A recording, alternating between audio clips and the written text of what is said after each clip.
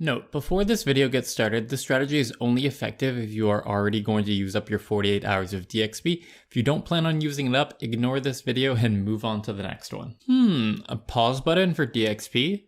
That seems abusable. Well, if you want to know how, you've come to the right place. What we need to look for is something that has bankable XP that is impacted by DXP. And the one that comes to mind immediately is divination at the Hall of Memory. The Hall of Memories is the main way to train divination past level 70 if you aren't planning on just using caches.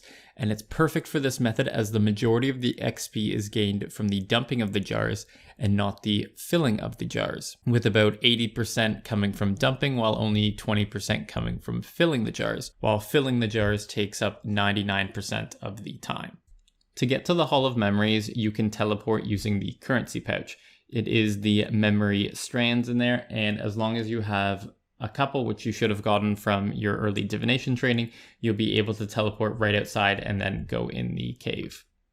The basics of the Hall of Memories is that you take jars from the east and fill them up by clicking on the memories around the room, with the higher level memories giving you more jar fill percentage per click.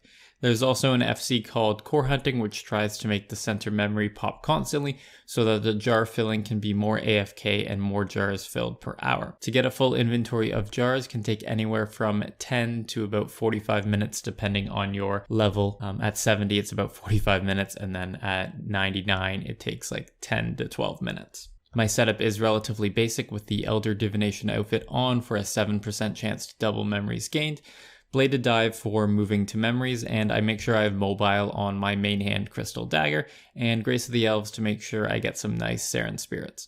Personally, I like to wear Ring of Whispers for the increased chance, but if you want to, you can also wear Luck of the Dwarves for the HSR chance. The Memory Crushing Scrimshaw is very nice as it's a 15% chance to double your jar memory gain.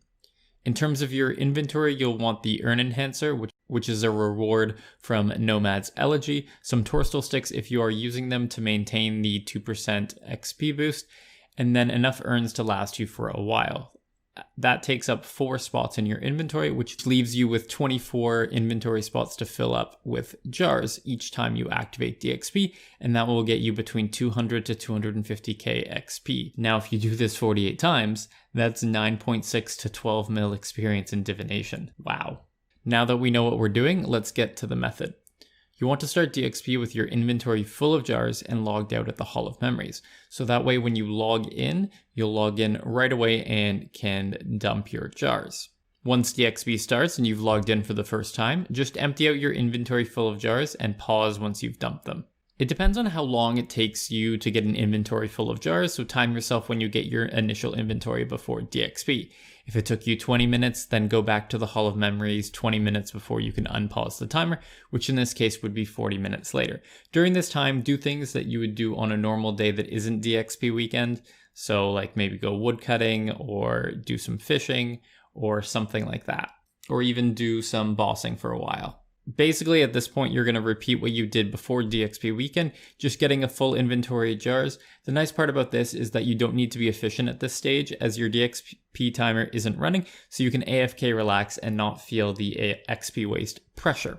Once your inventory is done and you're ready to dump the jars, unpause your timer. It should be longer than the 1 hour cooldown, so you're able to toggle the DXP timer back on as we went and did that non-DXP stuff for a bit.